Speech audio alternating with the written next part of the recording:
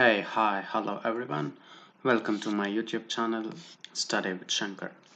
Today in this video, I'm going to show you an practical implementation of the project which we have discussed earlier. So that is a solution for visitor flow calculation using computer vision. So I'm going to explain you the algorithm and its functions, how it works, and the methods which we use in this project. And a solution is obtained, meaning that when as long as the video is open into the terminal and it runs, it the algorithm keep count the people or the visitors or the humans going in it.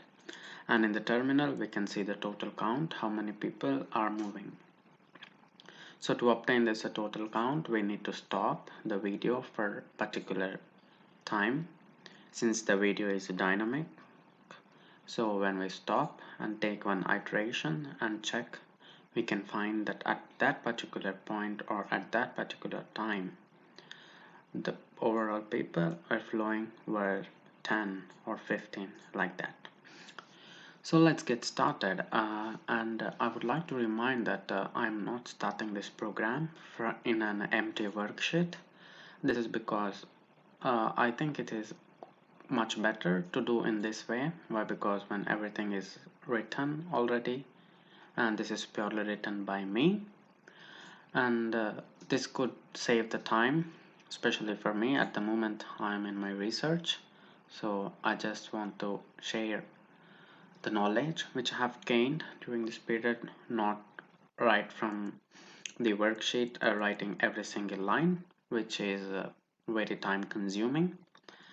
And I think we as a potential developers have this ability to do and seek such things. However, I'm going to share the whole code in GitHub. So in the description box below, you will find the full source code which I have used in my research. So let's get started with today's topic. So after opening a worksheet, we first declare and then obtain some methods and assign some variables and draw the contours and predict the values, and when the contour size is big or small we can adjust. And then the next thing is like we can put a text onto the frame, and we can give the total count, and we can assign the name for this frame and the break key and thing. I think the very first openings and the closings are discussed in the previous videos, like how you read a video, how you read a picture, have shown, and the procedure starts quite similar and it is very likely simple, and likewise with the bottom steps of the program. So when we open a new file in Python and when we start to do in this worksheet, we first need to import a CV2 module, and it is not necessarily advised to import this numpy package, but when in repeated iterations I have used, so that is the reason I have here import numpy, but I suggest it is not uh, useful in this project, so that is the reason I commented it out. And then here we can see that a cap variable is declared showing cv2.video capture, and here we are passing the parameter which we are going to read. So as I said before, like we will pass the parameters only the files which we have in our console or project. So almost I have more than 15 such videos in MP4 format. So for now I have used one of that video, but in the end of this session I will show you multiple results with the multiple video as a data set. And to remember, I have used all these in .mp4 format. Then after we declare this variable, we return to a frame, and we will assign a frame 1, that is frame 1, and we declared that when the cap is open, I mean when the cap is read, and likewise with the second frame we return to the second frame, and we declared that when the cap variable is open. So make sure that when you give here the variable as cap, I have given cap, so that is the reason I have used here cap. So for instance, if you give here a variable as a dot, make sure that you will write dot everywhere. So now we are using an if condition. If cap is open, my variable cap is open, then it continues. If the cap variable is given something which is not correct or something which we don't have, then it prints saying error opening video stream or a file. So here we are using a print function, so this is completely your choice what you like to keep. Maybe you can say that the video doesn't exist or something like that. It is totally up to you. So for now I have put that error opening video stream or file. So this is first condition, while if a cap is true, then it continues with this procedure. So while cap is open, and we will find a difference, so we will use this def. We declare this variable def, and we use one method from this packages, that is a cv2.absolute_def, that is a frame 1 and frame 2. So since I have two frames, I have used frame 1 and frame 2, meaning that we are declaring a variable difference and using its absolute difference method. There then we convert this into a grayscale. So we use again one such method, cv2.cptcolor, and we pass this variable which we have earlier used diff, that is the absolute difference method, and we use the grayscale. To convert into grayscale, we are using cv2.color bgr to gray, because we need to find the contrast. That is the reason we are converting this into grayscale. And there then we use this method blur by passing some of the parameters. So we will declare blur a variable, and we use this method cv2.gaussian blur, and we are passing this variable which we have declared previously, that is gray. And here we pass the values of kernel size. I have given such value 9 and 9. It works completely fine for me. So I have put these numbers like that. Of course, you can try using some other numbers, but make sure that these are in round parentheses. And the very next parameter to be passed here is the value of sigma. I completely don't know what is the value of sigma in this project, so I left it as a 0. I suggest you to put the same if you don't know the value of sigma. And the very next thing is finding the threshold of these things. So I don't want the value of the first variable, so I put an underscore and then comma, and I'm finding a threshold, so I will use the method cv2.threshold, and I will pass again the parameters which I have assigned previously, that is blur. And again I use this as a threshold value 90, and the maximum value is 255. The maximum value could be the same for everyone, I hope, that is 255. And the type I have used is a cv2.threshold binary. Once again, I'm reminding that the maximum threshold value in this project I have taken is 90. It depends on your choice. If you want a very big contours or the greater count, then you can do this number adjustable.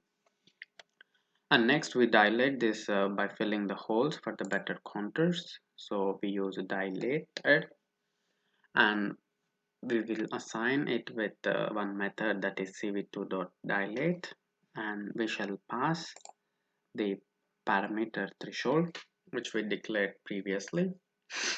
And the second parameter here is a kernel.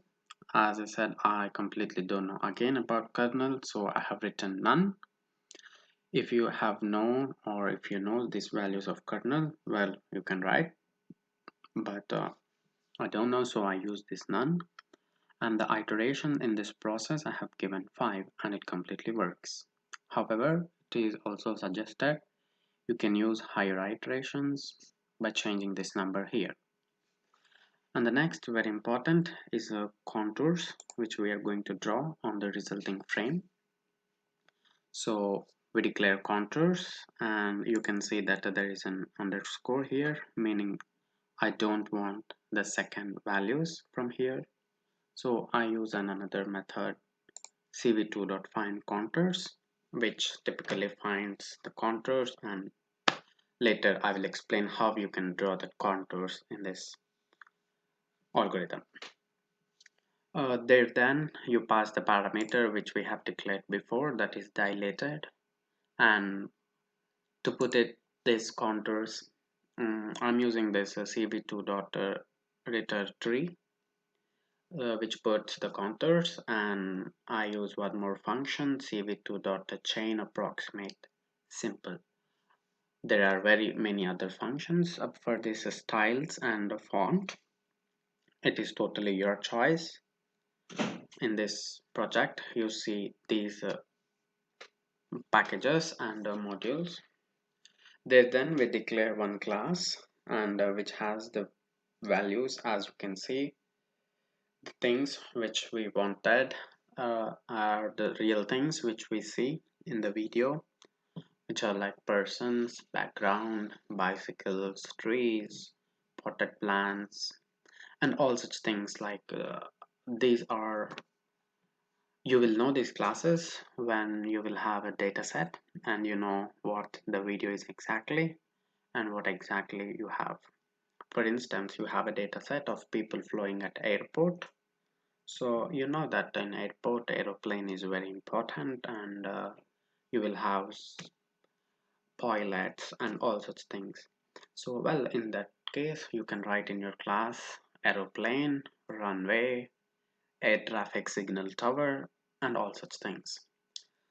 So in my case, I have used a public visitor flow videos, meaning all the random videos which I could find on YouTube, and where the people are moving randomly on the street, or some of them are cycling, some are going to grocery shops, or such things. Such things you can declare in class here.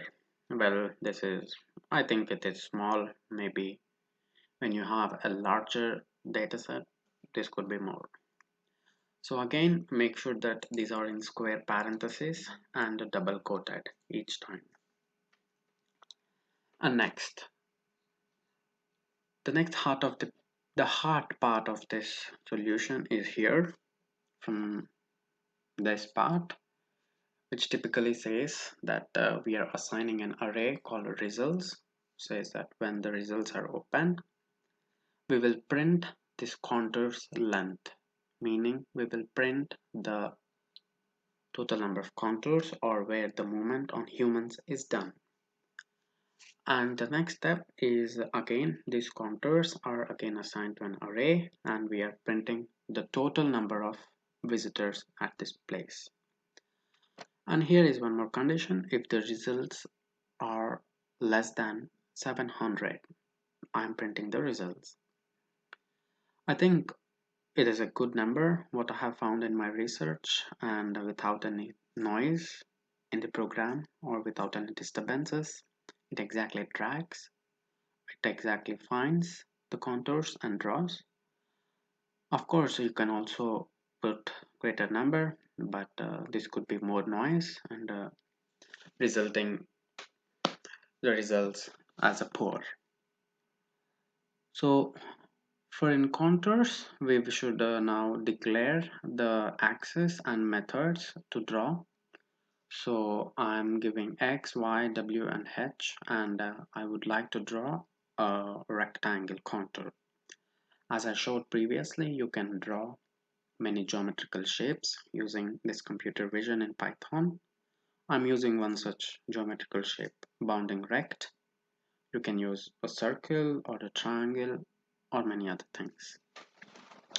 And I'm passing one more condition. If the contour area is less than 700, the program continues, meaning, as I said, that the results could be only done if it is less than 700, the contour prints. So I have given a value first 700, so I'm using it the same again here. So if you have here 900, you should definitely have here 900. Then next, so we will put a rectangle frame. So we will use a cv2.putRectangle or cv2.rectangle, and we pass our first parameter frame and its dimensions x, y, and the next parameter is this one, as I said before. And let's put the color of for now, let me put the color something like this. I wish to put it in orange color, which looks completely good, and I see that I like that color. And you see that almost everywhere in Python by default also it is using orange. So let's also give the same parameter values. How you can give an orange color to draw the contours. So this typically says the color of your contour you're going to draw, and here is the thickness. For now I have given 3, but if you want to more this thickness, you can do it here by adjusting it. Let's put a text on this frame saying that those moving contours or those moving people are showing a movement. So we will write a movement on this frame. So use this function cv2.putText and pass the parameter frame1, and saying that the status, make sure that you use the same style. This is because you will get the status and movement together. If you overdo this one, some of the results could differ. So, and the next one is the origin. I want to put this as status is a 10 and 20, which will be on the left corner of the frame. And I use this method cv2.fontHersheySimple, meaning that it will be print in that function. If, well, there are like many in Word document, you get a font style of Time Roman, a font style of Arial, and Korean.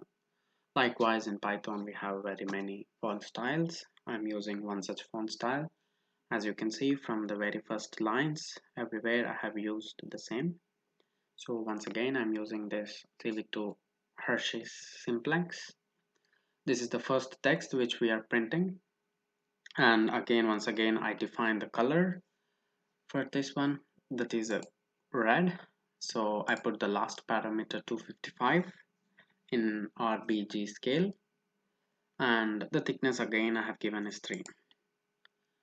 So I want to put one more text saying that the total count of visitors, so that is a cv2.putText. I'm using once again in the very next line and saying visitors count and format, and now I pass this parameter results or the variable results which I have declared here, meaning this function results is called here in this frame or in this text frame, and you can see the results are displayed on the frame.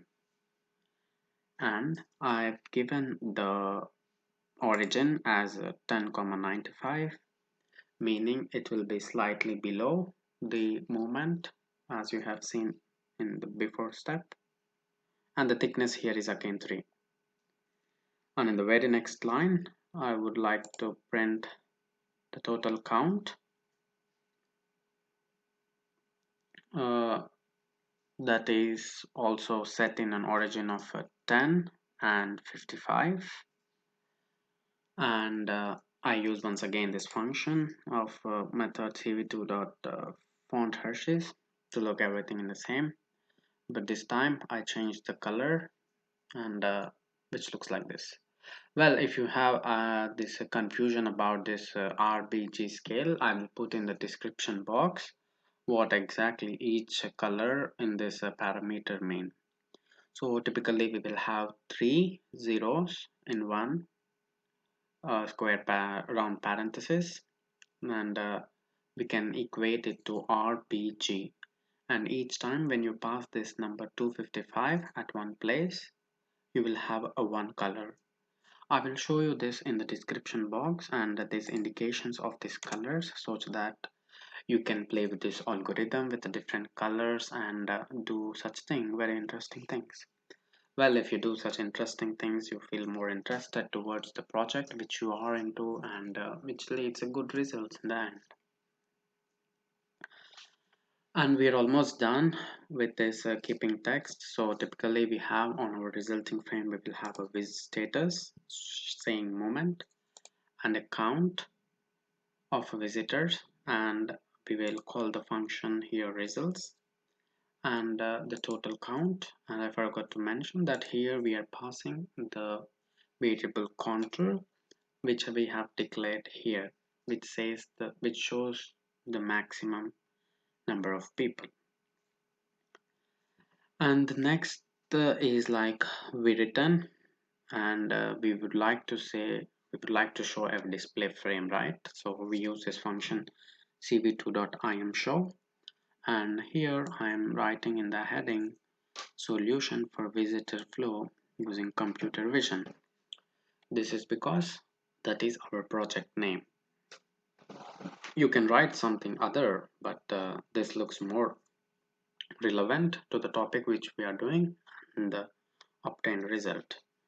And the very important thing is that we want this on frame 1, and here frame 1 is equals to frame 2, meaning frame 1 inside frame 1 to inside frame 2 we are making everything the same, and we return to frame 2 and read the cap variable which we have declared in the beginning. Coming back to the bottom part of the code, and very simple, and as explained in many other previous videos, if a cv2.wait key is a 25 and we are using a very special magic key, so we need to use this oxff equals order q. This means that when the video is opened, or when this algorithm is compiled or algorithm runs, the video will be displayed and it programs. So when you hit a button Q on the keyboard, it gets stopped. So once again, I have used Q. This is because to quit, and it could be a shortcut. You can use some other things as well.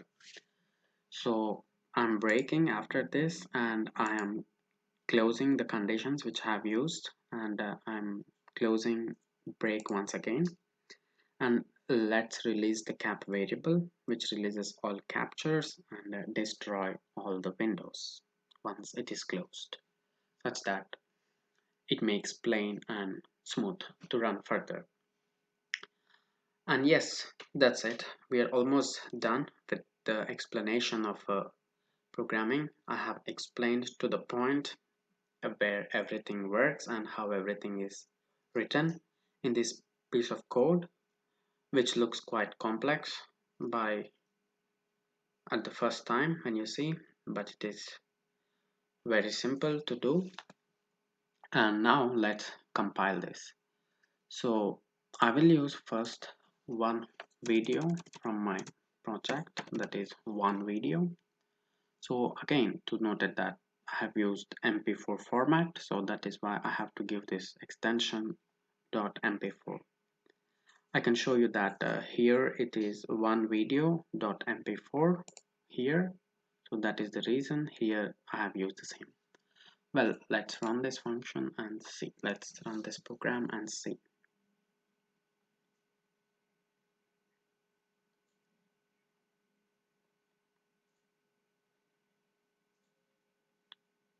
So as you can see, the visitors are being walking, and here the visitors are being counted and the counters are drawn like as I wanted, that is orange.